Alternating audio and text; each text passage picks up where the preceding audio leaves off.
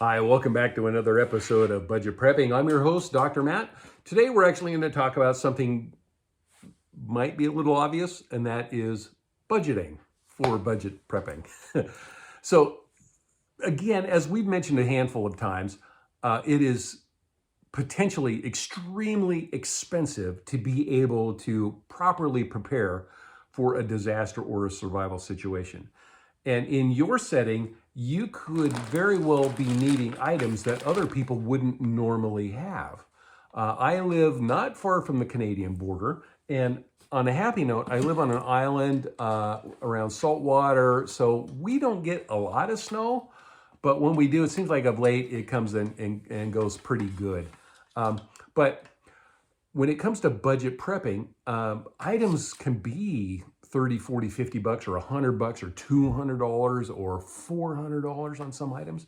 And we're going to be very, very careful to navigate those waters because, again, items can be pretty expensive.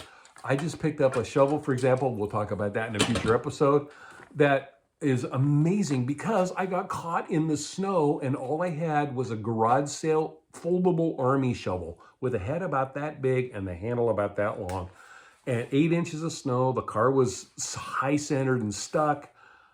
It was horrible. Horrible. I was wearing a suit and I was trying to shovel snow to help the bride get her car free. Not good. I had the wrong gear. Now, granted, one of the things that we talk about regularly is it's better to have junk than nothing. So when it comes to budget prepping, if junk is your first step, get the junk. Get the army shovel that you hate. But from there, work your way up, save up a couple of bucks here, a couple of bucks there, every payday, whatever you got to do, set it aside and get the right tool for the right job.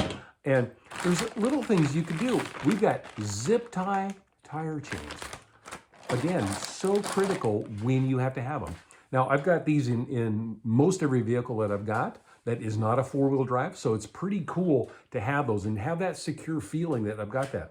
How much was that? Well, that was not much. Well, again, we'll talk about handling snow in a different episode, but it just highlights the fact that, $5 or $10 here and there, toss it in an envelope, whether you want to do the Dave Ramsey plan or not, doesn't matter, but toss it in an envelope and you get 10, 15, 20, 30 bucks, maybe 50 bucks, get a list, prioritize it on what you want to buy first, considering our priorities of safety, shelter, heat, water, and food, always in that order, and work your way down, securing some basic items that you can have as you budget prepare.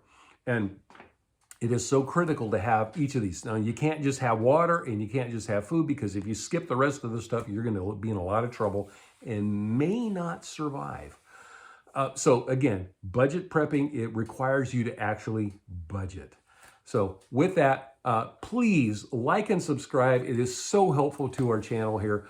And then with that, always consider the items that we've got listed click on show more. It'll pop all those up there. Follow that link to Amazon and it'll show you exactly what to do. And it probably maybe one of the first things to consider is get my book that I've got, Sustainable Living, a Guide to Accidental Disaster Preparedness. And that link is again below as well. And this will actually take you to Amazon and you could consider all the things I've got, but you can also do your other shopping. It helps pay the bills. Thank you very much. But again, it starts with literally setting aside money each and every time. Now, lately, I've been setting money aside. Now, I've given up a couple of coffees. I'm a coffee drinker. Coffee actually probably helps me more than it hurts me. And I've been able to enjoy skipping a coffee, maybe 2 a week, freeing up 12 bucks.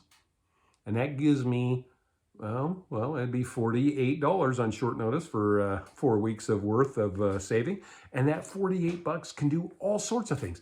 I could buy more gear. I could maybe buy a chunk of silver bullion.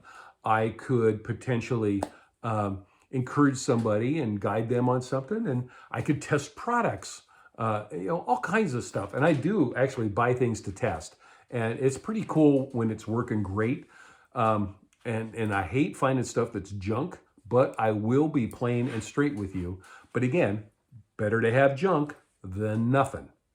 So maybe, and there's many times where I've used my junk to stepping stone to something when the budget permits. And every now and then somebody hand me like a birthday or Christmas, they give me some cash or a gift card or something like that. I will absolutely go shopping for what I want. I was at a golf tournament and we had a guy that was a ringer on our team and we took second place. It was awesome. I got $125 in Amazon bucks. I promptly went out and dropped $150, spending that $125. So net $25. I got my BioLite camp stove, which is a little camp stove, backpack style, a little on the heavy side for backpack camping, but the heat generates free USB power and completely off-grid. I love that. Love it. It's one of the coolest things I own. We will do a future episode just on that, and I'll even show you how it works. It's absolutely amazing. But until then, we will see you next time. Take care.